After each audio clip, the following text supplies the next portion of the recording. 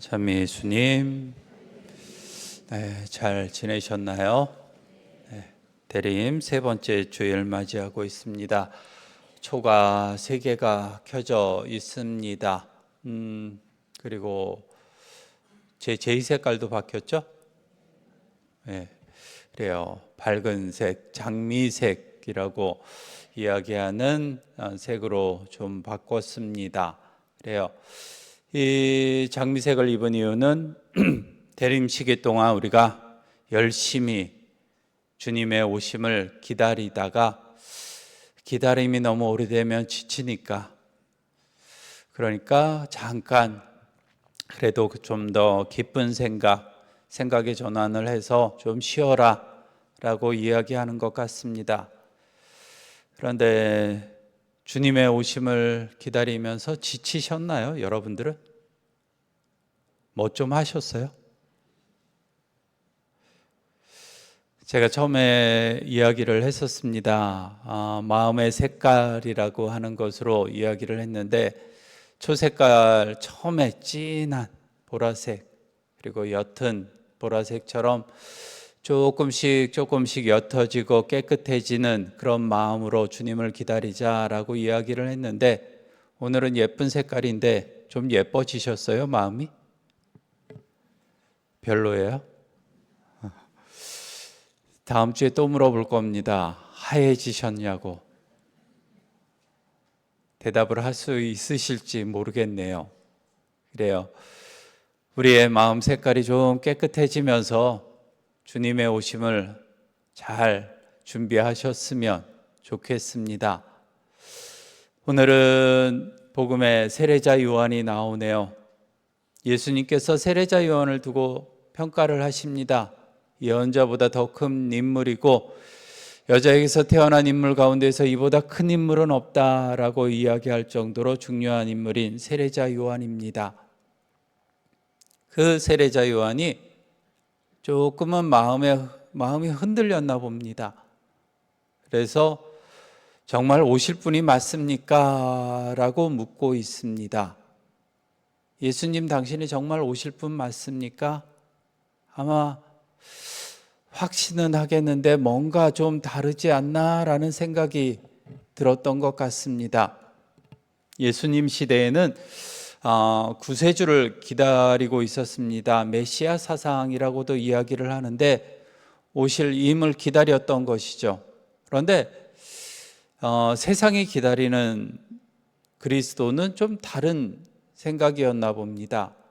그러니까 세속적인 그리스도라고 제가 표현을 하는데, 이 세상을 좀 변화시켜줄 아주 위대한 인물이 우리들을 이끌어 주실 것이다, 그런 구세주가 오실 것이다 라고 생각을 했던 것이죠. 이스라엘도 로마의 지배를 받고 있었으니까 로마의 지배에서 좀 벗어나게 앞장서서 우리를 이길 수 있게 도와줄 수 있는 어떤 그런 사람, 그런 메시아를 기다리고 있었는데 예수님의 모습을 보니까 그렇지가 않아요. 이건 너무 약해 보여요. 물론 기적을 일으키시기는 하십니다. 아픈 사람도 낫게 하시고 귀머거리는 듣게 하시고 정말 세상이 놀랄 만한 기적을 행하시기는 하시지만 이 세상 변화에 과연 관심이나 있으신가? 뭐 이런 생각을 했나 봅니다. 세례자 요한도 비슷한 생각을 했던 것 같습니다. 그래서 당신이 맞습니까? 라고 묻고 있습니다. 우리도 그러지 않나 싶습니다. 주님으로 바라보지 않고 우리에게 죄로부터의 구원이라고 하는 아주 큰 해방을 선물해 주실 분, 그분이 바로 그리스도이신데도 불구하고 우리의 변화, 내가 좀 편안하게 살고, 내가 좀 행복하게 살고, 내가 좀 돈도 좀 많이 벌고, 가족 다 건강하고, 뭐 이런 욕심으로 예수님을 바라보면서 살아가는 우리들은 아닌가? 예수님께 중요한 일은 아마 그런 게 아니라 내가 회개하고 내가 하늘나라 갈 수 있도록 노력하며 사는 삶인데도 불구하고 다른 것을 바라면서 예수님을 바라보고 있는 우리들은 아닌가? 그런 모습이라고 한다면은 우리도 가끔은 주님을 의심할 수밖에 없을 거예요. 마음이 흔들릴 수밖에 없을 거예요. 우리에게 다가오는 것들이 참 많거든요.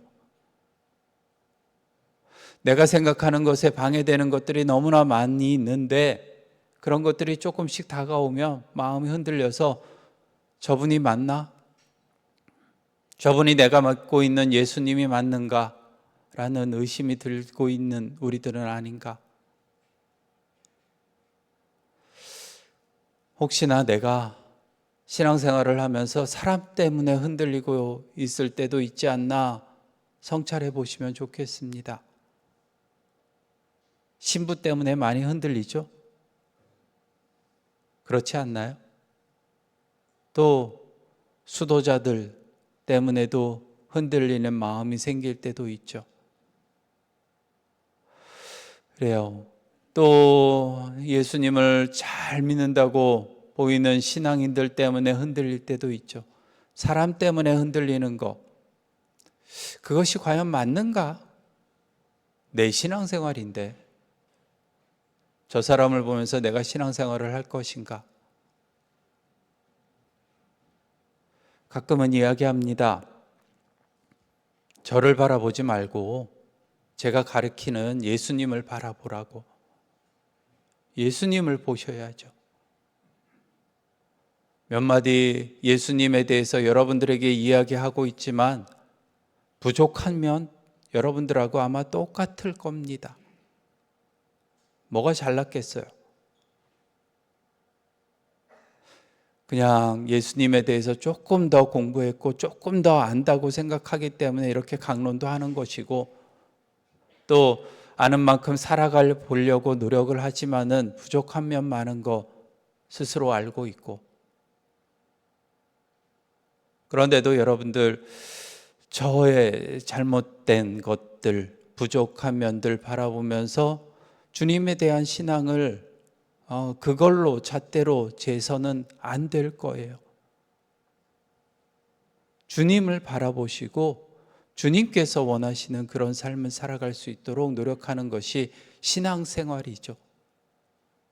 옆 사람 때문에 흔들리지도 마세요. 그 사람은 그 사람의 삶을 살아가면 될 것이고 나는 예수님을 바라보면서 살아가야죠. 예수님께서 나에게 원하시는 것을 명확하게 알아야 한다는 것입니다.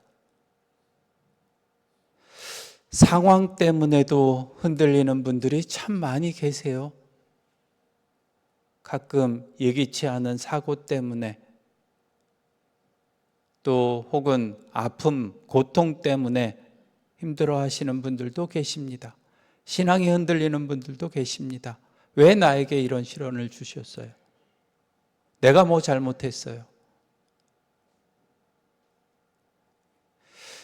예수님께서는 그런 것 때문에 그런 고통 일부러 주시기도 하시겠죠. 그래서 그런 말도 있기는 하죠. 이유 없는 고통은 없다고. 하지만 여러분들이 싫어서 주시는 고통은 없을 겁니다. 분명하게 이야기를 하지만. 여러분들이 뭘 잘못해서 주시는 고통도 없을 거예요. 우리보다 훨씬 더 사랑이 크신 분이십니다. 우리가 훨씬 더 주님의 삶에 가깝게 지낼 수 있도록 도움을 주시는 분이 바로 주님이십니다. 그 사랑이 많으신 분께서 일부러 주시진 않을 것입니다. 그럼에도 불구하고 내게 다가오는 사고나 고통 때문에 예수님에 대한 신앙까지도 놓아버리시는 분들, 그런 일들이 바로 예수님을 제대로 바라보지 못하기 때문에 생기는 일이 아닌가 싶습니다. 오늘 다시 이야기를 하지만은 예수님께서 우리들에게 원하는 삶, 진정한 그리스도의 모습은 우리를 구원하시는 예수님이십니다. 우리가 죄에서 해방되는 것, 회개하는 것, 바로 그것이 주님께서 우리들에게 원하시는 삶입니다. 그냥 나에게 주실 은총 하나만 주시면 제가 믿어볼게요 하는 그렇게 그려지는 예수님이 아니라는 것을 우리가 분명하게 알아야 될 것 같네요. 그래요. 오늘 복음 마지막에 이런 이야기를 하십니다. 하늘나라에서는 가장 작은 이라도 그보다 더 크다. 세례자 요한이 칭찬받을 만한 아주 큰 인물이지만 하늘나라에 들어가기만 한다면 그 세례자 요한보다도 더 큰 인물이 바로 여기 있는 우리들이 될 수 있다는 것입니다.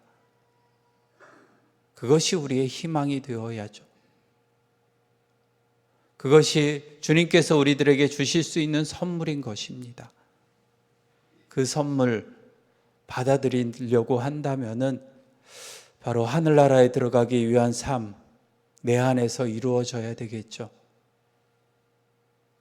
그 삶, 여러분들 모르지 않으실 겁니다. 다 잘 알고 계시는데 인간적인 욕심 때문에, 나약함 때문에 흔들리고 부서지고 자꾸 그러고 있는 우리들은 아닌가 한 번쯤 잘 살펴보시면 좋겠습니다.